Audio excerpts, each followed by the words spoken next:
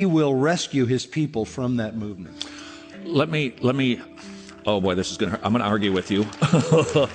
let me play advocate, okay? Sure. Here's your problem. You like organs and cellos. This is our way of expressing ourselves in worship. Mm-hmm. Why would you judge something that is so clearly filled with the Spirit? Because it's just mindless emotional hysteria. It's just hysterics. It's mind-numbing hysteria. It's not about worship. Let me explain worship in a simple way. The deeper your understanding of the truth of God, the deeper your understanding of God Himself, the higher your worship goes. Worship is directly correlated to understanding.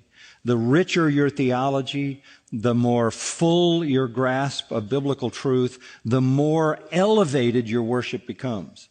Low understanding of God, superficial, shallow understanding of God leads to shallow, superficial, contentless hysteria. You can whip that up. You can create that kind of frenzy. It has nothing to do with worship. It isn't worship. It's not connected to worship. It is sheer hysteria and a mindless expression. You've been singing hymns this week. Why? Because there's rich theology in hymns. We don't have to go hysterical.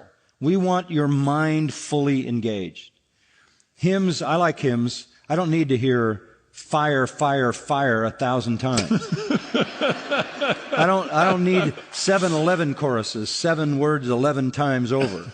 I need to advance the doctrine. I need to advance the richness. I need to deepen the truth and broaden the truth. And hymns have verses, not just 5 words repeated and repeated and repeated and repeated and repeated, but never really with the nuances of theology. So,